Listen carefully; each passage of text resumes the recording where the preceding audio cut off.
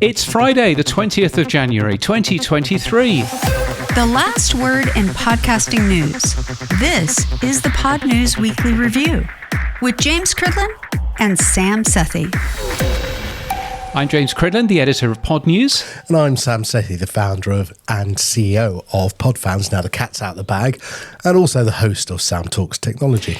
In the chapters today, where has Google Search lost Google Podcasts? If Apple subscriptions is the answer, what is the question? And will video or AI kill podcasting? And also... Hi, I'm Jonas Wust. I'm the co-founder at Bumper, and I'll be on later to talk about Listen Time. Hi, it's Lex Friedman. I'll be on the show later to talk about Lex Friedman Consulting, my time at Amazon, and my whole experience in podcasting. They will. This podcast is sponsored and hosted by Buzzsprout. Last week, 4,222, a small row of ducks with a 4 at the beginning, people started a podcast with Buzzsprout, podcast hosting made easy, with powerful tools and remarkable customer support. And something new is coming this month too. From your daily newsletter, the Pod News Weekly Review.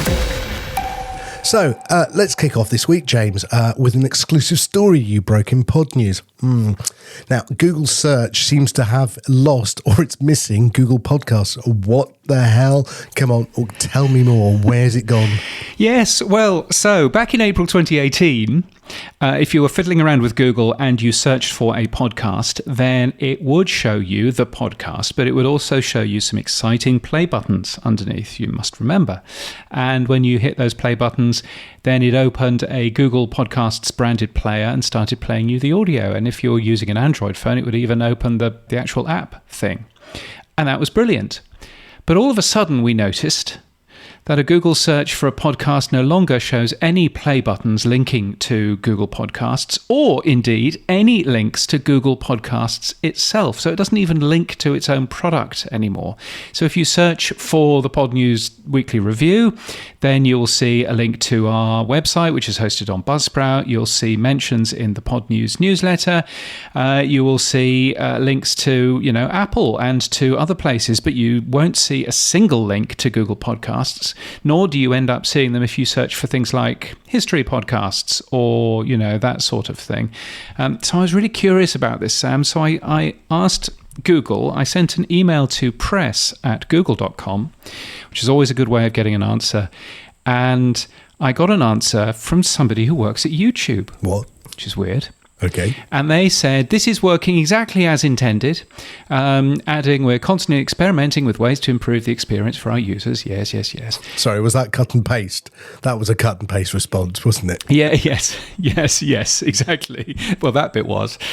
And so I said, well, if the Google Podcasts app has had no feature updates for the last 18 months, and you've just closed the Google Podcasts Creator program, as we mentioned in this very podcast last week, and now you've taken it away from Google Search, which is the business unit that owns Google Podcasts.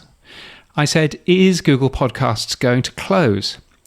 And their response was, YouTube and podcasts serve different needs.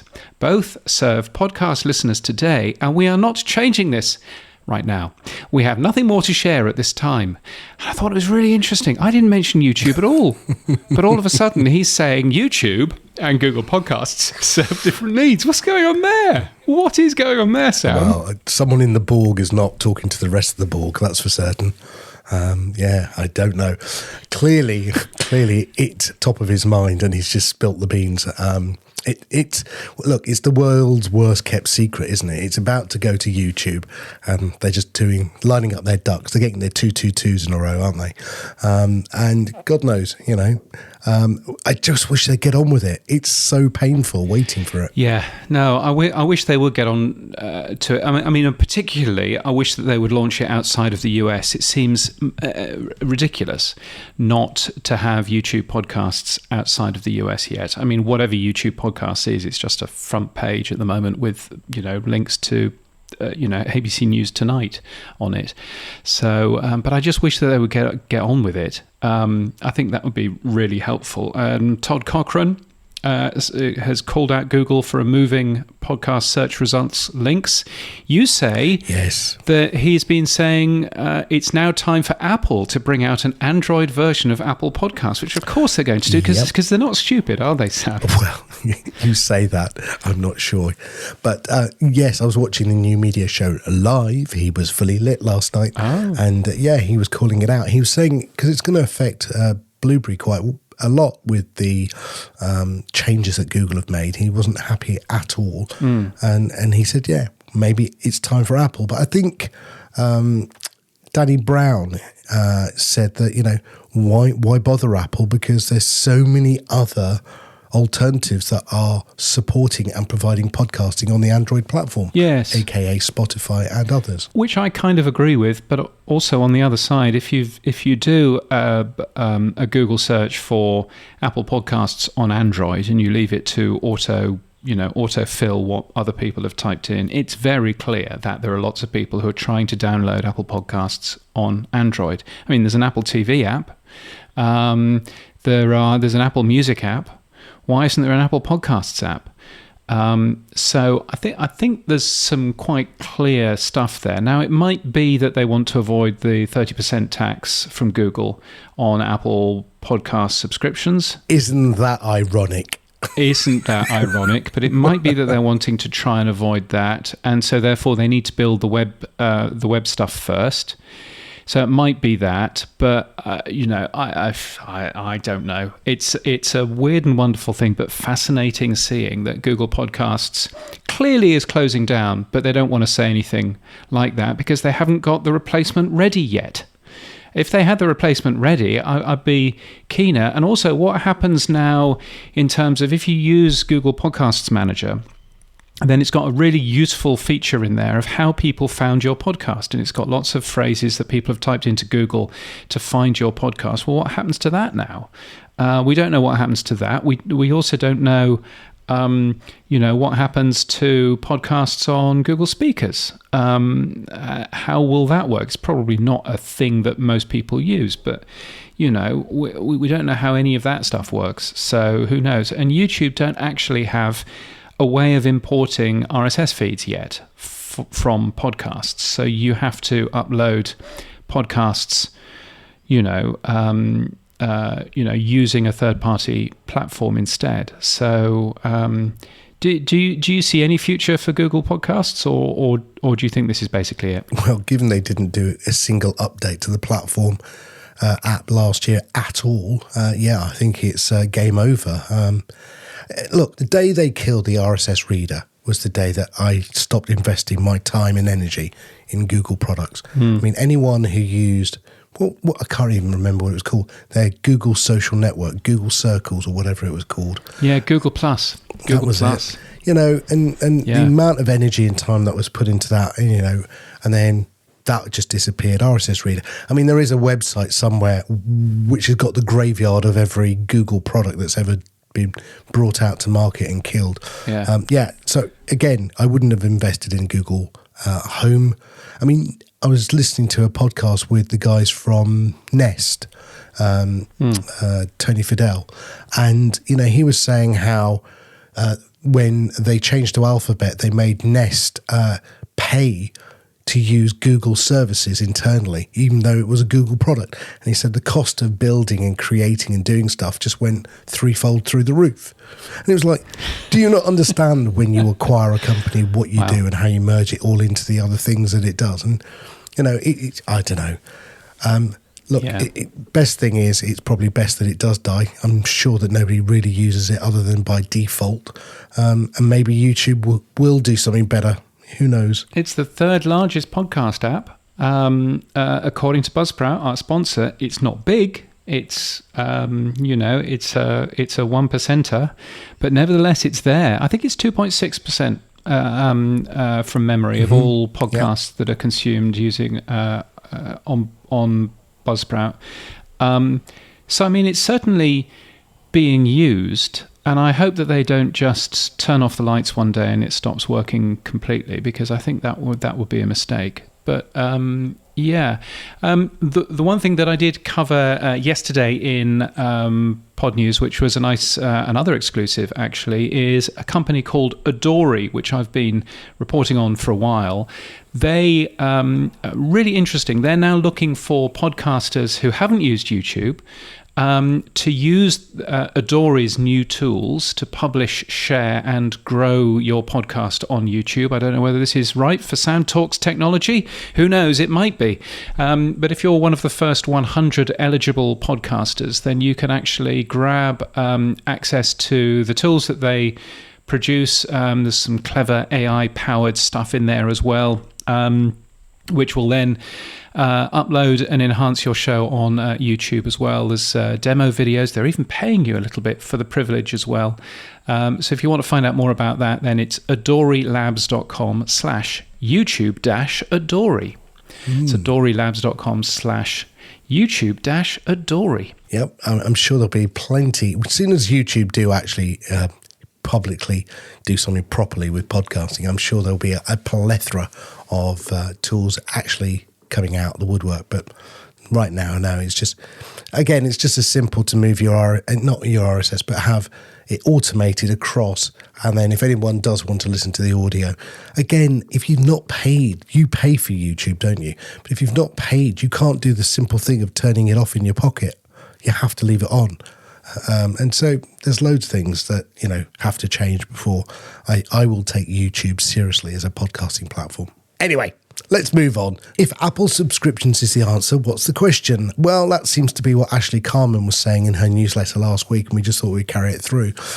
She's saying Apple Podcasts don't make the US hits anymore. They're too focused on their premium subscription being on the front page and promoting those rather than finding new podcasts. Do you agree, James? I think I do agree that things like New and Notable and those sorts of things don't have the impact that they once do. And I think that that's probably a good thing, to be honest.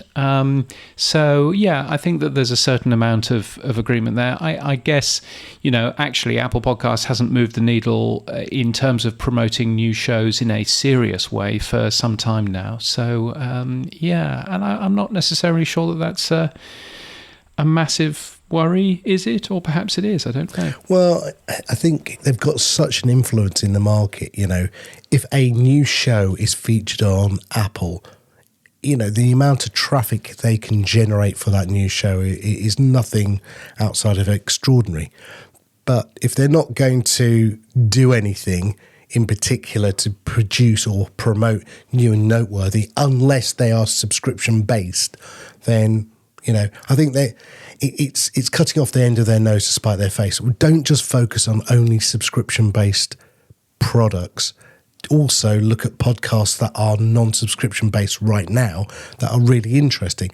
So don't do just one area, which I think what Ashley's saying they're focusing on.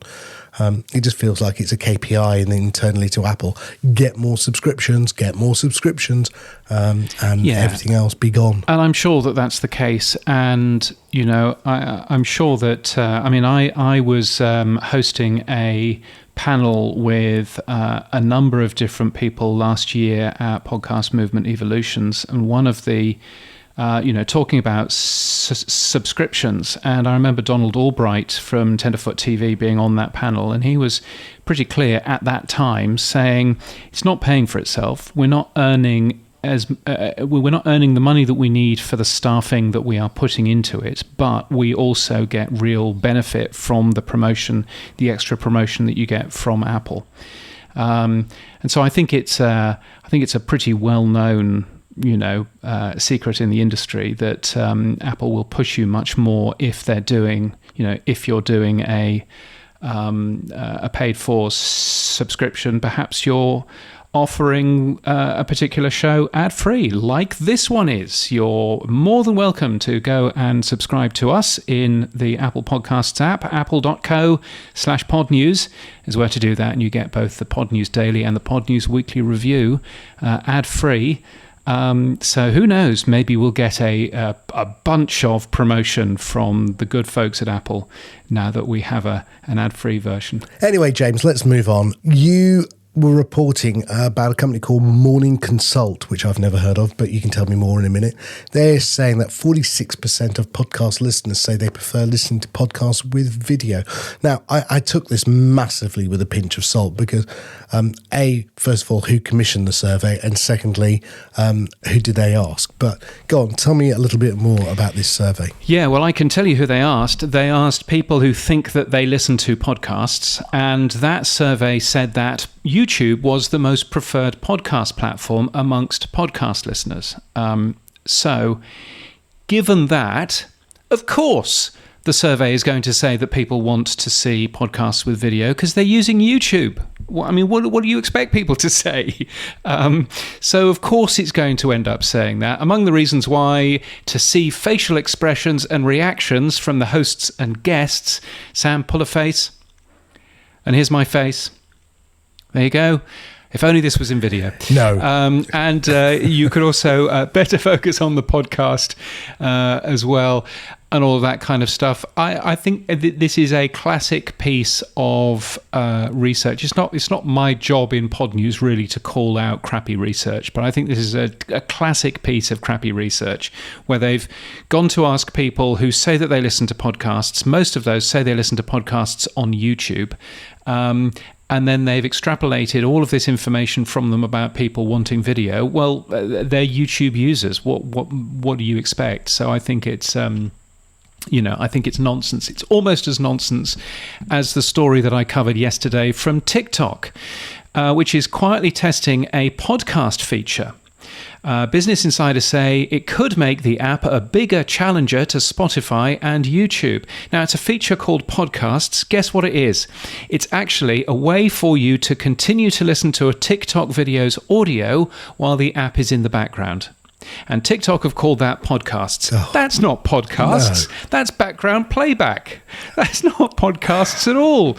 And if there was as I said yesterday, if there was a podcast lobby group, an NAB for podcasting, which I keep on calling for, but nobody could be bothered to do, then that organization would be jumping up and down and saying, no, TikTok, you will not call that podcasts because it's not podcasts.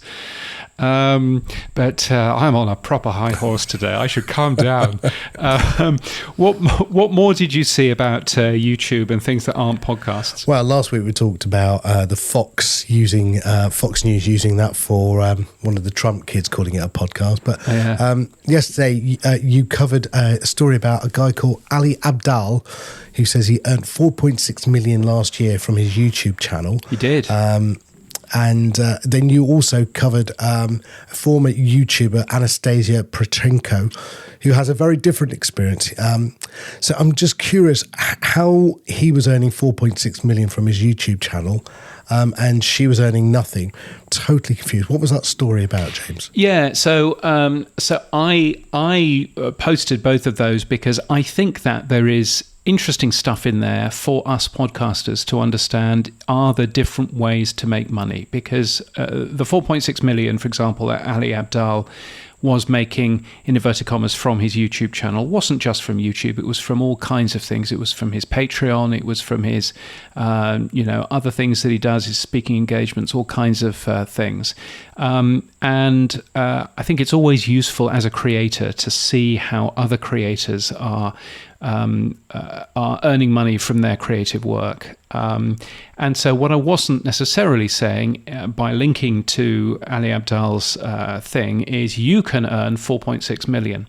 And actually, Ali in his video himself wasn't even saying that you could earn 4.6 million a year. He's been going for a long, long time. His costs last year were 2.5 million. Wow. So in terms of his profit margin, that was not as impressive as you might think.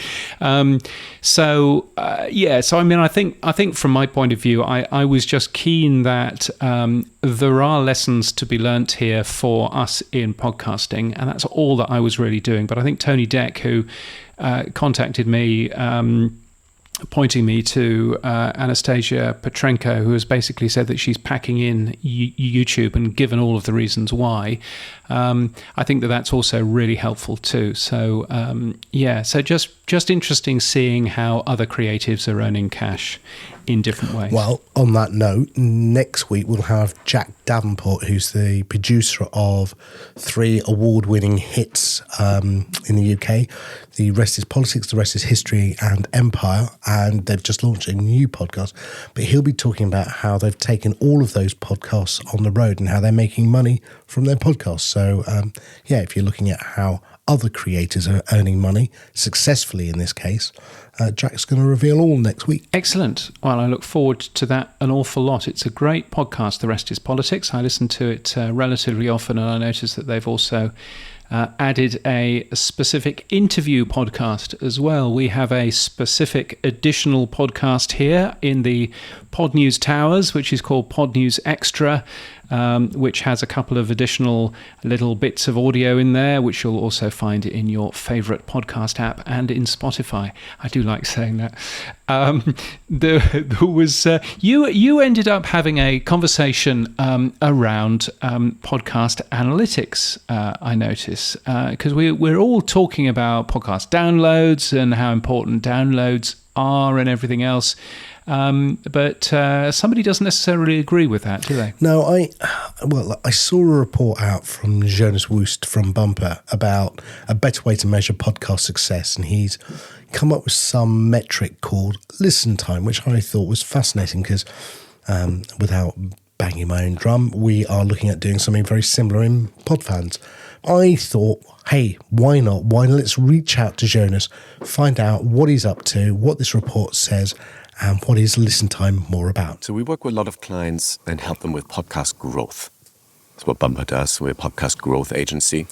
And well, growth without measurement is, fiction or hope. You got to measure if it's growing or if it's not growing, right? So we have a lot of conversations with our clients about measurement. Are we going to measure their growth? How are we going to measure their success? And as everyone will know who's listening, a lot of people keep looking at my downloads up, are they down?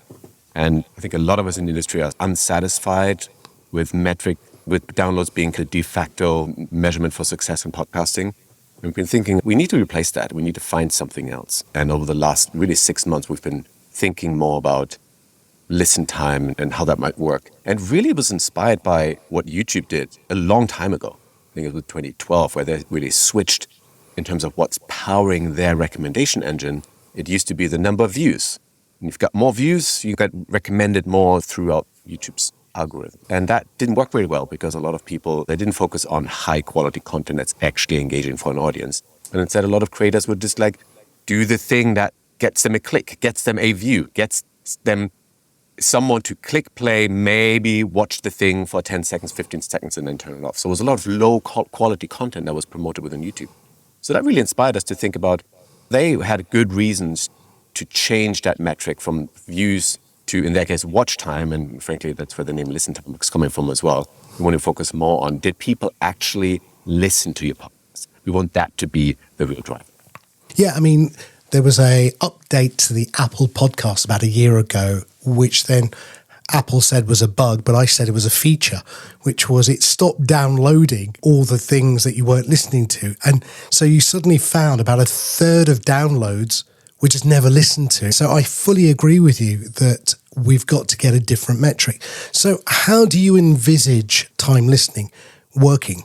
So essentially what we want to do is we want to be able to aggregate every minute or every second or every hour of your content actually being consumed, actually listened to. All we want to do is aggregate all those minutes or seconds or hours into one big number.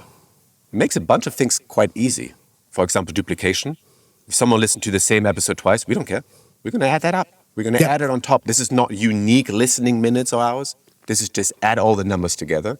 And really what that does is it really shows you, instead of just how many people have sampled the podcast, tried the podcast, hit play, maybe downloaded it, it really shows you how many people have opted in to that relationship with you and with your content. Because that's what listening is, right? Again, everyone knows this on this call. Podcasting is a wonderful opt-in medium. In fact, it's quite hard for someone to listen to your podcast, right? You have to do a lot of stuff, right? They can maybe find it on the browser, but more likely they're going to have to open the app and go to find it, play. There's a lot, maybe put headphones in. It's quite it's a big ask to ask someone to listen to your podcast, right? But when they do that and they are engaged and they're listening, That's where we think the value comes in. Someone's actually listening to your podcast and deciding to stick with it. Hey, at any point, someone can bail, right? At any point, they can listen to something else. They can take the headphones out. They can hit pause or stop. So what we want to do is want to add all those hours together into one big number. And then at the end of the day, or at the end of the 60-day period, after your podcast is released, we can tell you exactly, this is how many hours, hopefully, how many days, how many weeks, how many months in aggregate have people listened to your show, to your episode. Brilliant. Now, if I want to read more of this report, where would I go? wearebumper.com is where we have just outlined what listen time is. And then over the next few weeks, we're going to come out with some ideas on how we're actually going to calculate it. And we're actually really looking forward to everyone's input on that, because we think we have a way figured out how we can calculate it, but we really look forward to input from the whole community. We're looking for everyone's input to tell us where are we wrong, what can we improve. So altogether, frankly, this is a community effort, right? To come up with a new number that's hopefully at some point replacing downloads. Brilliant. Finally, where can people find you online? Jonas Woost is where people can find me. Twitter, LinkedIn are the best places. Right? Jonas Woost from Bumper, an excellent company, along with Dan Meisner, of course. And I gather that both of those will be in Las Vegas. If you're going to Podcast Movement Evolutions, so will we. So we will see you there as well. And he's a good and bright man. And talking about total downloads, I have also been interested in listen time, as Jonas calls it. I ended up doing some stuff with Apple Podcasts. You had a report out this week, which was what podcast category is listened to longest? And it's the listen to longest that I was surprised about. There are 5 categories with the longest overall global listen time. Society and culture was at the top, which I didn't expect. What was this report about, James? Who did this and what was it about? Well, this was me asking Apple Podcasts for some data. Ooh. Because I said, you've got listen time data. Right. And I was asking them for all kinds of things, and there are very good reasons why they ignored almost all of my requests. But they did come back with this, because I said, what are the categories which are listened to the longest? Don't care about downloads, as Jonas was just saying. Don't care about downloads. Would much rather look at, total listen time. And Apple came back to me and they gave me that list. So number 5, health and fitness. Number 4, true crime. Number 3, news. Number 2, comedy. And number 1, society and culture. And you were saying you found that surprising. I didn't find that surprising at all, because society and culture is actually where it's the junkyard of podcasts. It's where everything that they don't quite know where it fits goes into. So Joe Rogan is society and culture. Oh, is he? Okay. As one example, if he was on Apple Podcasts still. So it's not necessarily quite the same thing. But yeah, I found that really interesting. The data we're told by Apple Podcasts, frankly, hasn't changed over the last 6 months. Health and fitness occasionally moves up to number 4 instead of number 5, but that's probably got something to do with people going out and doing exercising and stuff like that. And then it turns out we're tipped the wink that if you have a look at the categories drop down in the charts section of the app, it follows that order. So actually, they're publishing this anyway. Oh, right. It's just that we've never known that it's based on global listen time. So, so now we know that. That's where to find it. It's the drop down in the charts section of the app, where you'll find those categories in that particular order. So there's a fascinating hidden Easter egg from our friends at Apple Podcasts. Now, I wanted to ask you, we've talked about Jonas with listen time. We've talked about Apple here having the data and Spotify for listen time. One of the things that came up this week on the podcast index was this thing called the podcast event, which is a proposal for a new tag that's going to maybe come out or not. I don't know. I think John Spurlock's pushing it forward. And it's about getting, fundamentally, I guess, data like listen time back into a centralized way or back to the hosts. What are your thoughts initially, and I'll give you mine, on this podcast event tag? Yeah, so I think, I can't comment on the technical bit because frankly I don't yet understand it, but podcast events, I'm thinking about them in terms of webhooks. So a webhook is something when you do something on a website and you can configure that website to make a web call to somewhere else. And so that's how things like Zapier can work. That's how other similar, if that then this websites work, and all of that kind of stuff. So my understanding on the podcast event tag, nothing to do with events, nothing to do with podcast movement or anything of that that.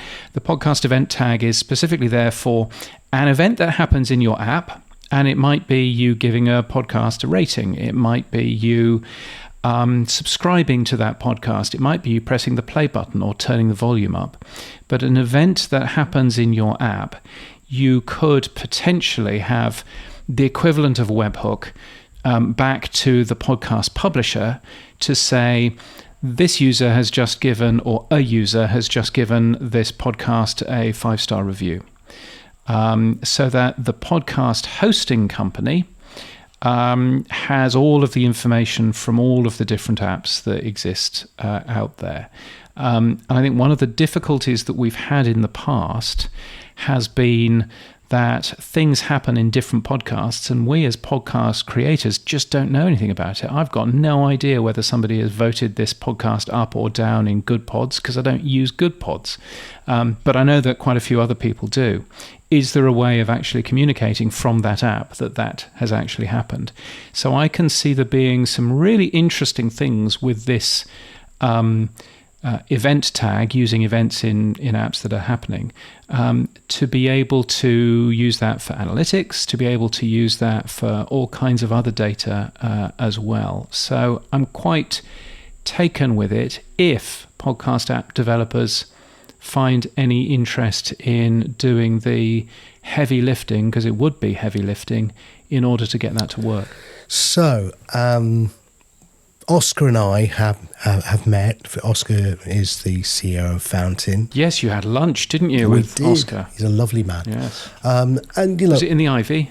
No, not that time. No, it's the 5th floor of Waterstones, which is my secret little venue in London, which I love going to. Oh yes, you're right. Yes, exactly. But what was interesting is if you look at what Oscar's doing with what he launched last week on the Fountain 0.6 app, which was activity, right? It was an activity stream. And within Podfans, that's exactly what we're doing. So we've exchanged notes, and fundamentally an activity stream, if you apply the structure to it correctly, is active verb object, which is James listened to podcast or James commented on a podcast or whatever it may be. So there is a structure that we can put together, and that's what we've both done. So we could publish that activity stream to anyone. In many ways, you could make an activity stream like an RSS feed available so that anyone could subscribe to your activity stream from anywhere. And that means that you could aggregate that back into any other third-party app.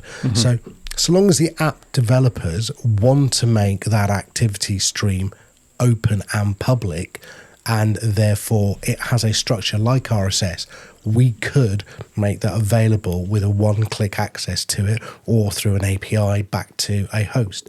The question I've got is, why would we do that? What's the benefit, not just for Oscar and I, but for the industry, to give the data that we have back to the host company? Now, I see why people are giving their data to John Spurlock for OP3, because they want an aggregated view. Are you saying that app developers should do the same so that we could give an aggregated view across the industry? I guess I'm not necessarily pro or against that, but I guess you can see there being benefits in, if you're going to, for example, work out total time spent listening to a podcast, then there needs to be some communication back from the app to a podcast hosting company or wherever you want that communication to go. And so I guess from that point of view, this seems like a way of doing that, so that you can actually begin to capture information about how many listeners you really have, how many, how quickly you can see people following your show. We have no visibility of that currently. And I think if you were to extrapolate out and say, and look at what advertisers might be asking for, advertisers at some point will turn around and say, actually, download numbers are rubbish. We know that they're rubbish. We would much rather use listen time. We would much rather use actual data.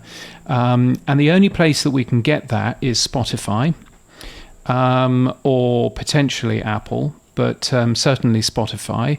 I can advertise with Spotify using the Megaphone advertising network or Spotify advertising network. People can consume podcasts on Spotify. Therefore, the rest of the internet can just bugger off because we're going to do everything in Spotify. And that's the end of decentralized podcasting forever.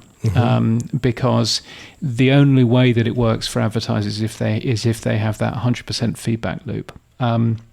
Now, I think that's a concern, and I think if we can build something which keeps podcasting as being decentralized, which gives us enough data, it wouldn't be 100%, but it would give us enough data to be able to have that kind of information coming from a variety of different apps that you could multiply up using a census, as most research is done, then I think that at least gives us the tools to keep podcasting much more open than the alternative plan of the only place that we can get this data is from Spotify. And you only have to look at the BBC for an example of this. The BBC don't care about podcast downloads from anywhere else other than the BBC Sounds app, because the BBC Sounds app, they've got information about listeners, they've got information about when they press play, when they press stop. All of that is really useful for them. A download number is not useful for them at all. And if that's happening in a company like the BBC, you can see that might be happening for major advertisers who just basically turn around and say, we're only going to monetize these shows if they're available in the Spotify ecosystem. Yeah, I mean, so I will commit to now using the activity stream W3C standard, which is what we've applied it to, which would mean that it would be an open structure that anyone could then take the event activity within PodFans and repurpose it in the same way that you could take an RSS feed, which is what we do, and we repurpose it within PodFans. So we take RSS in, so we should be able to give activity stream out. And that's what we will do. I'll commit to that now.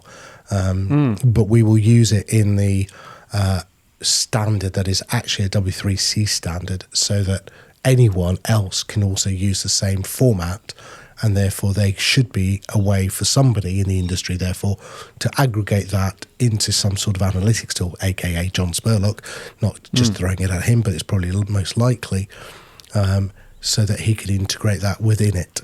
I think that would be the easiest way. Yeah, and I think that's really good if it's privacy, privacy respecting and all of that.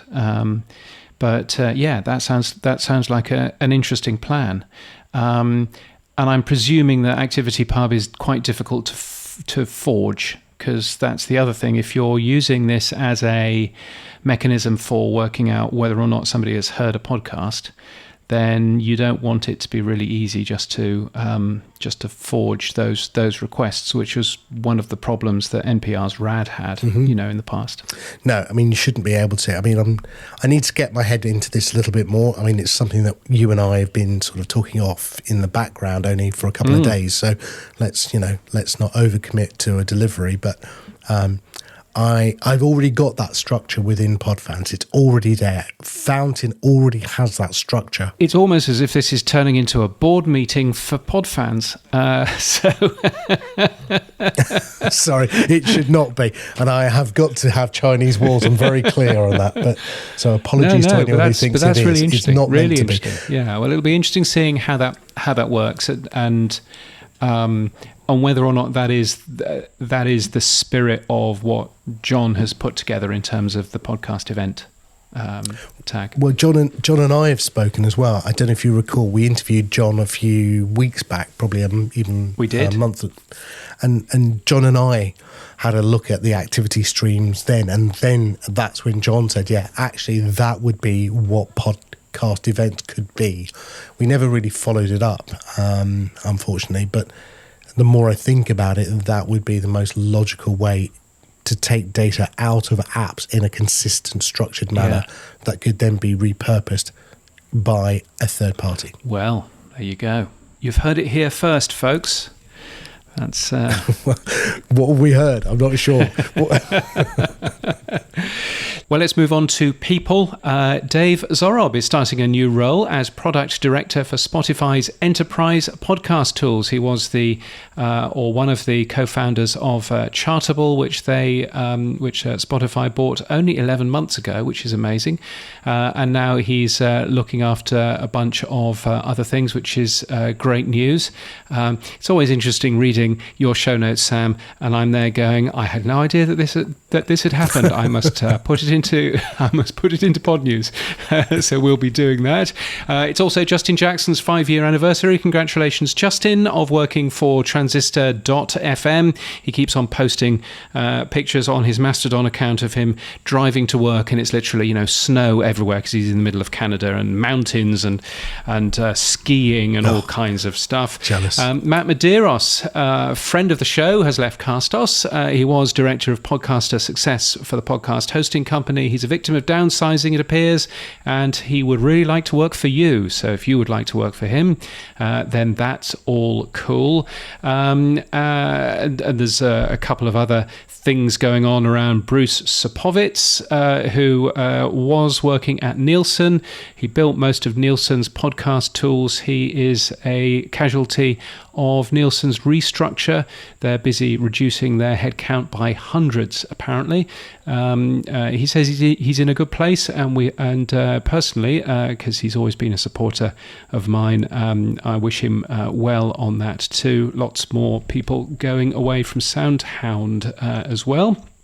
And finally, we spoke about Lex Friedman, who was moving on from his role at Amazon and Wondery. And he's going to become a full-time consultant at Lex Friedman Consulting. He must have spent literally hours thinking up that name. Anyway, Sam caught up with Lex and found out more. I'm joined by Lex Friedman. He's a Russian-American computer scientist, a podcaster, and an artificial intelligence researcher. He's a research scientist at the Massachusetts Institute of Technology, and he hosts the Lex Friedman podcast on YouTube. Oh, wait.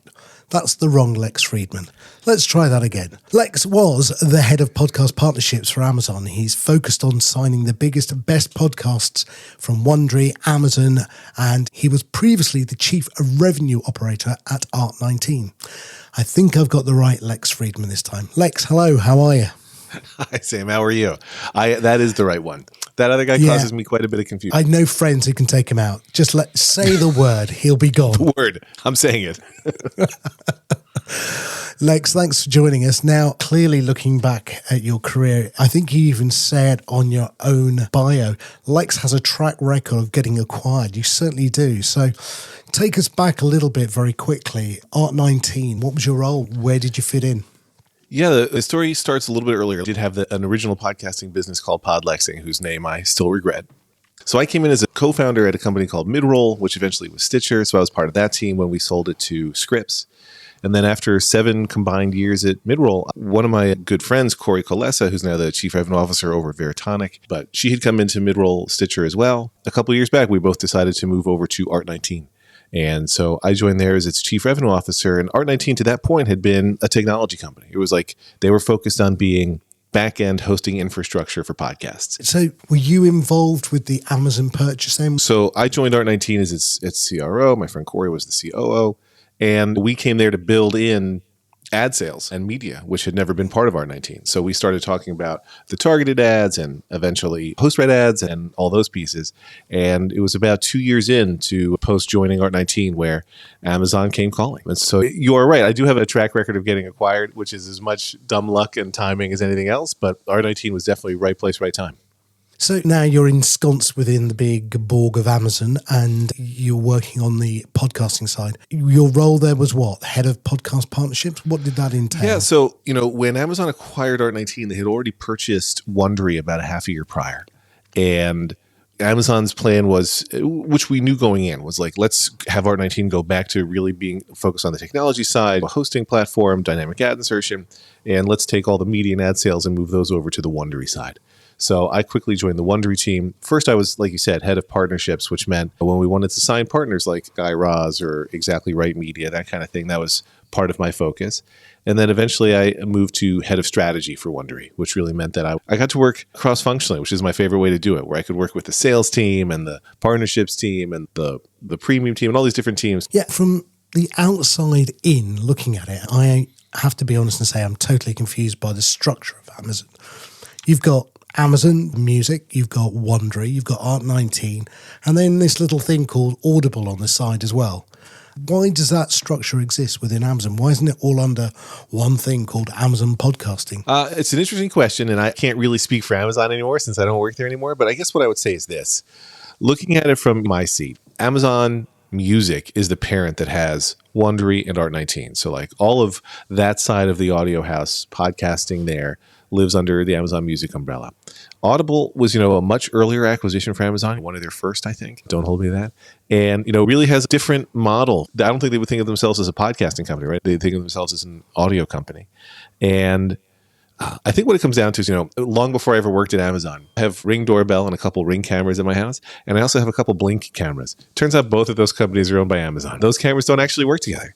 And I think the reality of it is Amazon's really big and really wants to be a good place for startups or a really good place for that kind of a company and doesn't want to force the issue, right? So Wondery and Art19, Wondery was already a big customer for Art19 pre-acquisition and remains a core partner, those two companies together. So they do both live under the same umbrella at Amazon Music, but yeah, they also do their own thing a bit. And I think that's the Amazon way.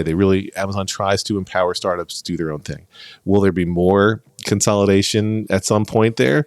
I literally have no inside knowledge, but it seems like that's the way it always goes.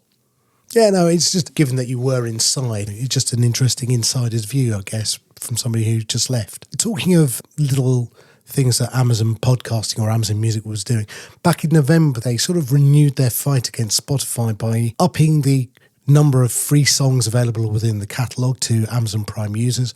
But the more interesting thing was that they made a catalogue of ad-free podcasts available just from Wondery's catalogue, from Amazon Originals, and also a partnership with Acast. Was that something you were involved in? It was one of the things that I helped on as well. And I think it covers even more than you mentioned, right? But the goal was to just keep on building out more benefits for Amazon Prime subscribers, right? So that having a large collection of ad-free podcasts available for folks is a smart way for Amazon to get more people listening via Amazon. So yeah, I worked on some of those deals, but there was a great team there. They call themselves actually the Gold team at Wondery that did an incredible job getting some of those partners signed. Was Pushkin part of that deal, or was that going to be part of that deal? Do you know? That I don't know. Oh, okay. Because Amazon was going to do a £10 million deal with Pushkin, and it just seems to have disappeared. But hey, okay. So moving fast forward, what made you want to set up on your own? Why leave Amazon? It sounds like Amazon's going great guns with podcasting. Why now? My whole career has been, like we kind of referenced at the outset, being a Russian. No, my whole career has been working at startups that get acquired. And each time I've been acquired, it's a question of how long will I stay at the larger company before I'm ready to start building something again.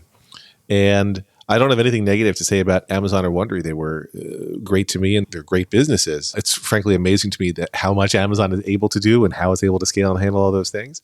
But the challenge of being a company that size is to get that scale, you need specialization, right? You need to have people who've got lanes that they can like really excel in. And I kept over time starting to think, I kind of want to do everything. I kind of don't want to be in a lane. I want to not be specialized, but wide. And I think that's just startup entrepreneur mindset. And so when I was thinking about what could I do where I could get to work on everything, it's like, well, the easiest way is to just do my own thing because then I have to do it all. And I've worked at a lot of startups. And you mentioned Podlexing, and that one was a side hustle. I had a full-time job when I started that. I was a full-time writer, actually, for an online publication called Macworld, in a magazine at the time. Yeah. But when I was realizing this could be an opportunity for the first time in my career to build a startup that's just me. That's my full-time job. And that sounded scary and intimidating, but also exciting and fun. So that was the sequence of events. I was thinking, how could I get to be in charge of everything and have fun doing it? That's how this came about. So you announced it on your daily podcast, episode 440. But for those who haven't heard 440, what is the focus for Lex Friedman Consulting then? What are you going to be doing? As you know from listening to your daily Lex, I called it Lex Friedman Consulting, and I've had people ask, why is it not a more creative name? I'm like, well, I've tried that before, and I didn't love it long term.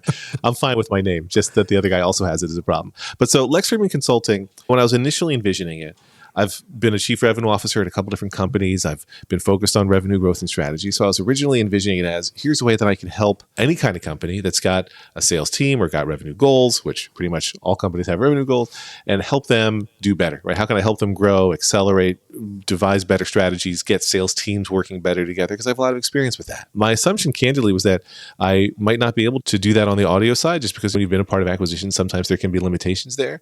But Amazon's actually been extremely accommodating. So I'm even consulting with Wondery, and I've got a decent roster of clients that I'm building up where in some cases it's really helping them with something hyper specific, like really project based. How do we redo our website, or how do we change what our story is to customers? And in other cases, it's much larger. We've only ever made shows as work for hire, but we want to build our own network. Or I want to launch X new podcasts, and I'm not sure the right way to think about not just the creative side, but how the creative ties in with the revenue side. Sometimes it's helping companies just find their first customers. And so it's not all audio, which has been exciting just because I've been in audio for a long time.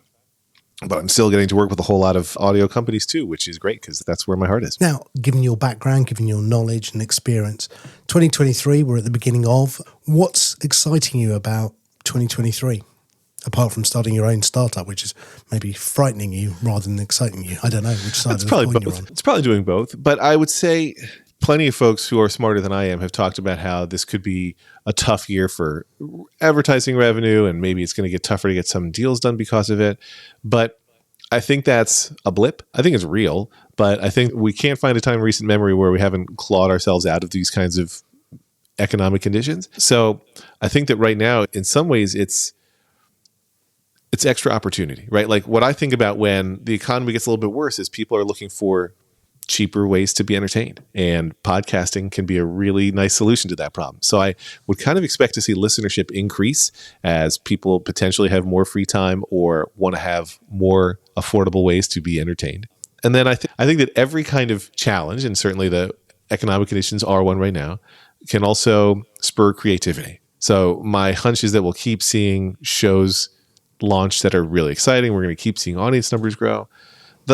The other piece that's intriguing to me is sometimes there's also a market correction. If it means that now people are going to think about how they can make some stuff more affordably. How can they tell great, really well-shaped stories, but spend less on a per episode basis so that it's a more scalable business? Like that's just exciting for the industry as a whole. But I'm not expecting anything like shockingly revolutionary in podcasting, but I expect continued steady growth and continued launches of great, exciting shows and all the things that you'd want to see, basically, is what I'm looking for. Do you see video being a big player in 23? Some people hate the idea and think video is not podcasting, and other people say, no, that is just the natural extension of where podcasting is going. Where do you sit in the great video debate? I don't hate it. I don't fully understand the enthusiasm for it, but my overall take is you want to meet your listeners where they are. Right. And so if some people want to consume content on YouTube or in other video channels, make sure they can get their content there. But it's the same way that I'm sure people said it at some point when TV first became a thing. This is going to eat radio's lunch, right? Radio will go away and everybody's going to switch to TV instead. And the thing is, it's not a zero-sum game. People can enjoy both things. I don't think that podcasts need a video component, but I certainly think if you have listeners who want to consume there, you want to make sure that it's available there. YouTube, a lot of people listen to music on YouTube too. And it hasn't destroyed streaming and it hasn't destroyed radio or anything else. And I think it's okay. So to me, I just look at it as audience extension. What's more ways we can find audiences and reach them?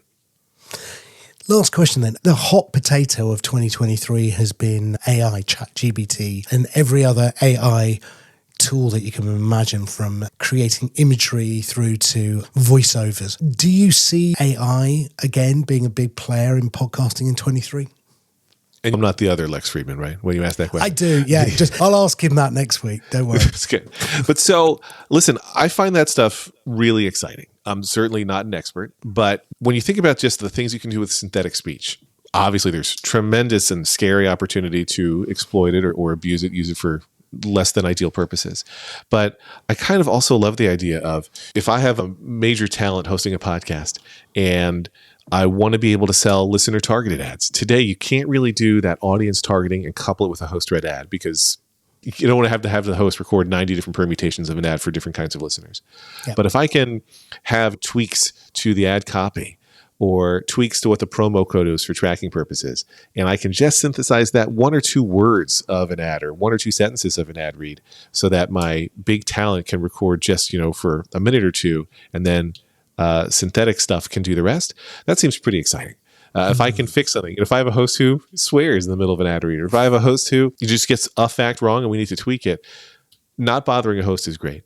Can you build a whole show? You obviously can, as a kind of art project, build an entire show out of synthetic voice and AI. I can imagine it working more and more in the scripted side. I think there was just a report recently that Apple's been experimenting with audiobooks that are entirely AI read.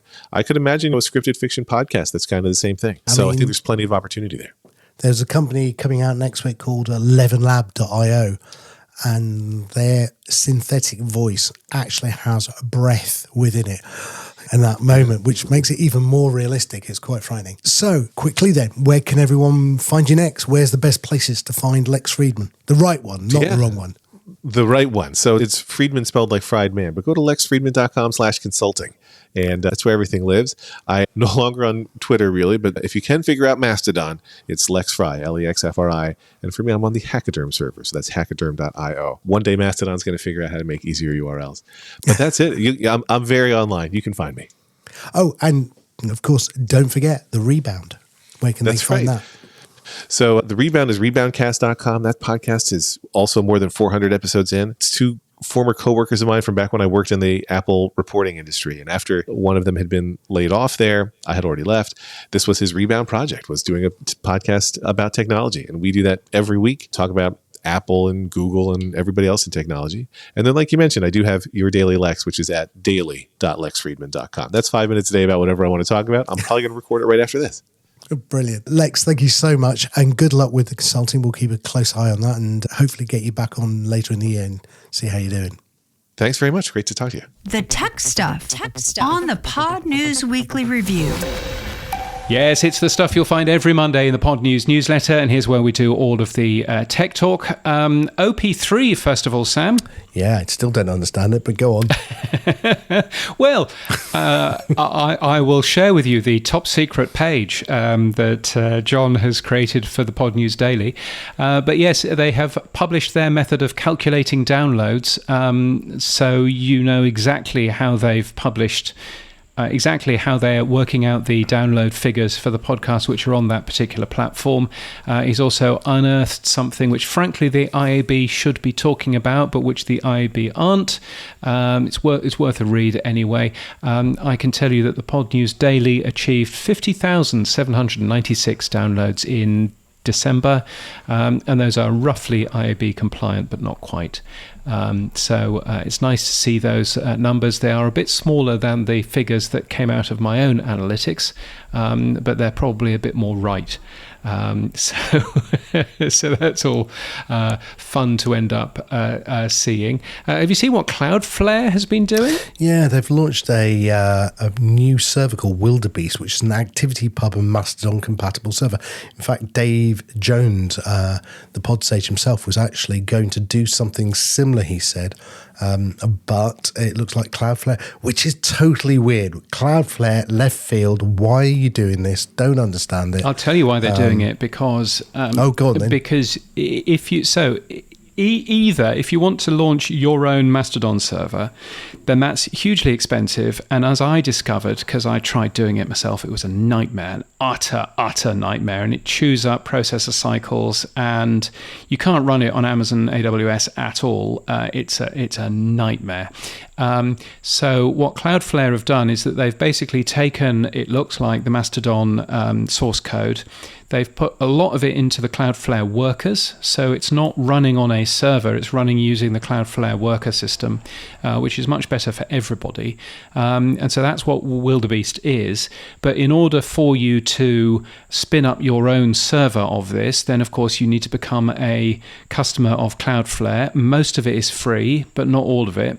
And so therefore you end up very cleverly paying Cloudflare some money, and begin to understand how Cloudflare works, so you end up being a customer of theirs. So it's quite a neat customer acquisition tool, but it also does show off very nicely the fact that you can pull a lot of the server-based stuff that Mastodon does and stick it into Cloudflare workers, and hey presto, you've got something which hopefully costs rather less to run. So I thought it was quite clever, and ideally fits into the cross-out comments conversation that's currently going on with the podcast index. I might spin one up. I mean, I did find a third-party host this week who does all of the onboarding for you to own your own Mastodon server. A bit like a WordPress. So you don't have all of the challenges that you were talking about for yourself that you were doing. Yes. So there's a company called masto.host, which is the one that runs the podcastindex.social server. I think the fundamental problem with Mastodon, and it's a problem with Mastodon, not with ActivityPub, but the fundamental problem with Mastodon is that it is really badly written in terms of server processes and stuff like that. It is not a good tool if you are in any way popular on Mastodon.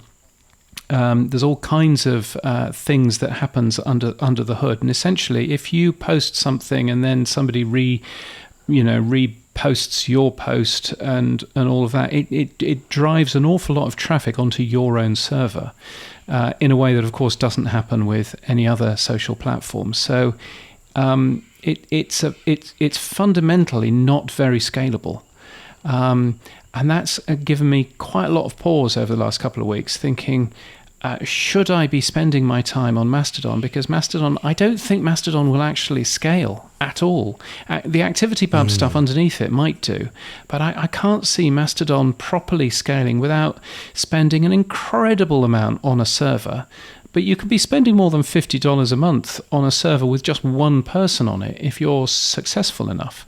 So, to me, it's like a really bad plan, which is why something which is using workers rather than using full servers that is churning through this big long queue is probably an exciting thing. I'll spin one up and see what it does, but again, I'm with you. I'm probably not sure right now on my commitment to Mastodon, but I'm there, sort of. I'm not very active on the podcast social. Maybe I should be a bit more, but anyway. Moving on, writing transcripts for the podcast transcript tag. You said something very odd, which I didn't understand. Ensure the cause headers are set open and for everyone. What the hell? What's that one? Well, cause headers, as the incredibly expensive developer who you have, who is currently making Podfans, will tell you, cause are HTTP headers, which basically say to your browser, yes, you're allowed to download this and use this on a third-party website, or no, you're not. And they're a good security tool. They're not brilliant, but they're a helpful security tool to stop people from leeching all of your stuff. But what that essentially means is if you are hosting your own podcast transcripts, if you're frankly hosting your own audio on all of that, you need to make sure that the cause headers, which by default say you can use this on this website, browsers, by default they will say that. What you want them to say is you can use this everywhere, browsers, because only then will your podcast transcripts appear in another browser that might have a browser playback tool. So for the vanishingly small amount of people who are hosting their own transcripts and indeed audio, just make sure that the cause headers are set and open. You'll find more information about that in the podcast transcript specification, because I managed to get an additional piece in there that talks about cause headers and gives you a link to test those. So there's an exciting thing. Other exciting things going on. I think it was a tweet that came out. I'm not sure where it came from, but Jack Dorsey uses Fountain. So everyone's been congratulating Oscar on the new acquisition of Jack Dorsey to Fountain. Yes, that's pretty cool, isn't it? The ex-CEO of Twitter, of course, using Fountain to listen to podcasts. I'm an advisor. Spotify's non-standard chapter support. We talked about that, and in fact, Adam Curry sent us a boost, and a very kind boost of 25,777 sats. If we had that baller jingle, then I would play it. But I'm now hearing that too often, so I'm not going to play that. Adam reckons that we shouldn't be fiddling around with our podcast RSS feeds specifically for Spotify. I reckon that we probably should. Back in the old days of web browsers, as you remember, Sam, because you were running one, Yes. You know that in the olden days, some websites would look at your user agent and would give Netscape different HTML code to Internet Explorer, because Internet Explorer was rubbish and Netscape was brilliant, I think is the plan. Or it may have been the other way around. I don't know. And so we were doing that just so that we could provide something which was brilliant for everybody. Now, eventually, people got into the idea that standards was a good thing. I'm suggesting that we use that old kludge, if you like, to feed Spotify a slightly different RSS feed that might include chapter marks in the stupid way that they want them, so that it works for people who are using Spotify, while we continue to tell Spotify that this is a stupid way of doing chapters. And Adam believes very strongly, and I can completely see his point of view, is no, a standard is a standard, and Spotify should just follow the standard. And I'm there saying, actually, I think that the most important thing in this fight are the people who use our podcast, who are listening. And so I think they're the most important. For Adam, completely get his point of view. He reckons that standards are a really important part of all of this. And so we have agreed to disagree, but what I like about agreeing to disagree with Adam is that it comes with a big boost. So thank you to Adam for that. That's very kind. A couple of other very, very quick things. Blueberry has launched a thing called Quick Links, which is a link to share everything about your show with others. It's very cool. If you can't be bothered to getyourown.com, then at the very least you can link to your Quick Links page on Blueberry, which is cool. It's free for everybody on Blueberry. OSHA has launched Deep Links, which is a method to link directly to an episode on a number of different platforms, which is quite cool. There's a bunch of new services using AI, boring, claiming to automate writing articles, summaries, timestamps, show notes, and more for your podcasts and videos. One called Swell AI, which is very tedious as well. But there's a bunch of really interesting things going on in the tech landscape. Finally, Blueberry just announced yesterday that they have launched media mastering by Orphonic as a tool for their publishers, which allows quick and easy audio post-production. So basically everybody is the right volume level, it's got noise reduction and everything else. Of course, if you're with Buzzsprout, our sponsor, then you get that as part of Magic Mastering.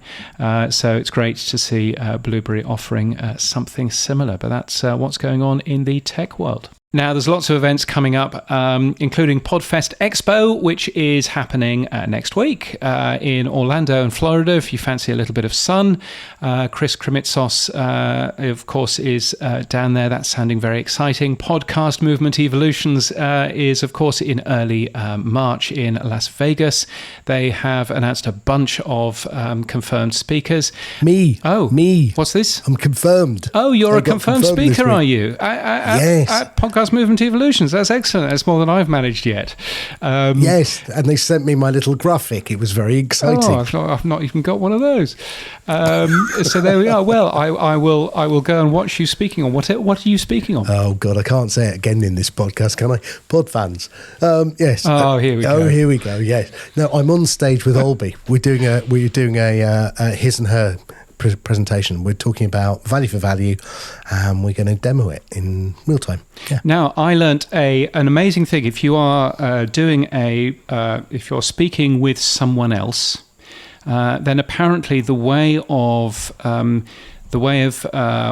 if you want to butt into what they're saying, just take a step forward. That's the code. And if they want to butt in, then they take a step forward, and then you can basically say, stop and look at the other person, and the other person can say what they want to, and it'll look as if you've been rehearsing this for years. It's the best tip that I've ever seen. It's just walk forward when you want to add something, and then it automatically kind of works. When do you walk back? Because I'll walk off the stage otherwise. When do you walk backwards? Oh no! You walk forward, and then as soon as you start talking, you take your step back again, and that all works. Spotify clearly cares about the podcast industry so much that even though they are a title sponsor of Podcast Movement Evolutions between the 6th and the 10th of March in Las Vegas, they're doing their own event in Los Angeles on March the 8th. Brilliant. Well done, Spotify. Another triumph. It's their second stream on event. Having said that, I will be speaking at a Spotify event in Berlin in the middle of April, and so therefore Spotify are brilliant, and I won't hear a word said against them. Also going on, Radio Days Europe at the end of March in Prague, the New Zealand Podcast Summit in May in Auckland, and the Podcast Show in London in May in London. More events, both paid for and free at Pod News. And if you're organising something, please tell the world about it. It's free to be listed. You'll find all of those at podnews.net/events. Boostergram Corner on the Pod News Weekly Review. Oh, it's my favourite time of the show, and it's a big, long show this week. Boostergram Corner, and we've had a couple of boosts, one of which I've mentioned already, haven't I, Sam? Yes, criticising you for saying we should change our feed to pander to Spotify. I will say the word panda because that's how I feel it. I'm with Adam, by the way, if you hadn't noticed. Yes. But we've had one as well from Down Under. Who's that from? Down Under, we certainly have. It's from Kyrin. And I'm not quite sure why I'm doing that accent because it's certainly not an Australian one. Anyway, Kyrin has said, I've recently upped my sats per minute to 21. And we should point out, sats per minute is a very good thing. And people should be doing, making sure that you are, when you're listening to podcasts, giving a sensible sats per minute amount. That's a very good thing. So thank you, Kyrin, for that. He says, what I'm noticing with my own value for value behavior is that I'm incrementally giving more and more, especially when I can send in a funny number and watch you squirm around it. It feels like advertising is a fast race to the bottom, while value for value is a slow race to the top. And he has sent us a 4 very, very friendly people boost, 69. There you go.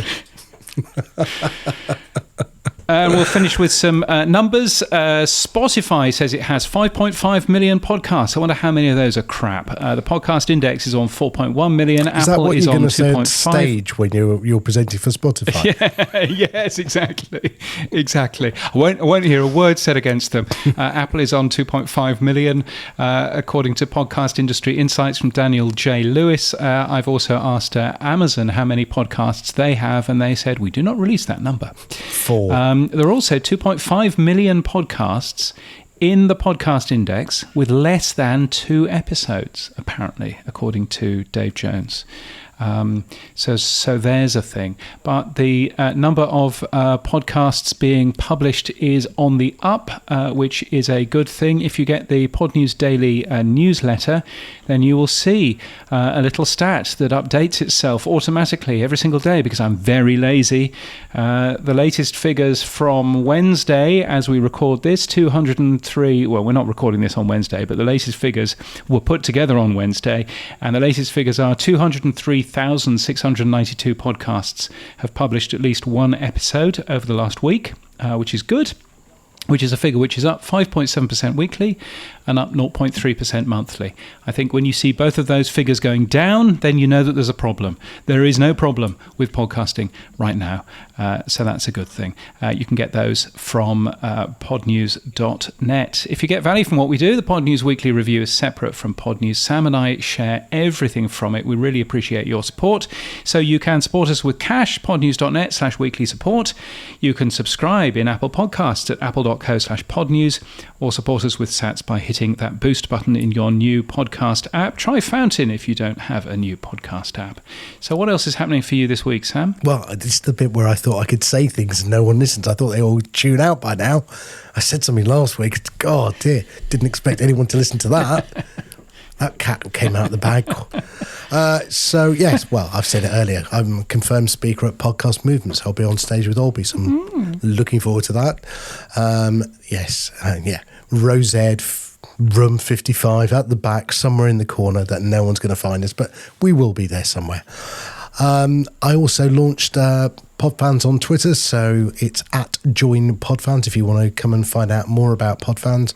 I'll have all the details there on how to join the alpha, but that's one place. And I learnt a word of the week, James. Are you anphantasic? Am I? I don't know. Am I? So I was listening to, I love this podcast. It's called The Curious Case of Rutherford and Fry. Hannah Fry, who's brilliant, who I know. They talked about something called anphantasic, which is 3% of people suffer from the inability to put a picture in your mind. So you can't envision images in your mind. And so if you're listening to a thriller podcast or you're listening to something where you have to try and create your own imagery, 3% of people can't do that, so they're useless for podcasts. So the word of the week is anphantasic. Well, there you go. And I love the way that you just drop in who I know in the middle of that. That's very Sam Sethi. That is. That's a fantastic thing. Well, thank you for telling me that. This week for me. So what's happened for you? Thank you. Yes, this week for me has been. It's been really busy. Actually, it's been really, really busy. I've had interviews for podcasts which are coming up, which I won't tell you about yet in case they never actually get made. I've had chats with all kinds of people about all kinds of things which I can't really mention yet. Had a really good talk with Hindenburg the other day, who showed me something that they're working on that I cannot mention at all, but they are really excited about it, and they said perhaps you might want to hint about it every so often, but I don't even want to hint about it because it's that good. It's worthwhile waiting for, but you'll have to wait until the end of March to find out what they're doing there, but that's very cool. So I've been seeing a lot of very cool tools and things like that, none of which I can talk about, which makes for a very rubbish thing. Fundamentally, your week has been doing stuff that you can't tell us about. Yes, that's been fundamentally how it's worked. Right. But what I have been enjoying doing actually is just enjoying getting random emails from people, both in my old radio world and in my new podcasting world. I say new, I've been doing this for 6 years.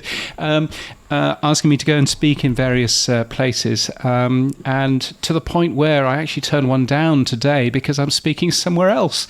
So that's all very exciting. So hopefully I'll be able to tell you a little bit more about some of those, and I have a chat with Tom Billington from the podcast show in London next week. So hopefully more details about that to come in next week's show. Brilliant. And that's it for this week. You can give us feedback using email to weekly@podnews.net or send us a boostergram. If your podcast app doesn't support Boost, then grab a new one from podnews.net/new podcast apps. Our music is from Studio Dragonfly. Our voiceover is Sheila D, and we're hosted and sponsored by Buzzsprout. Podcast hosting made easy. Get updated every day.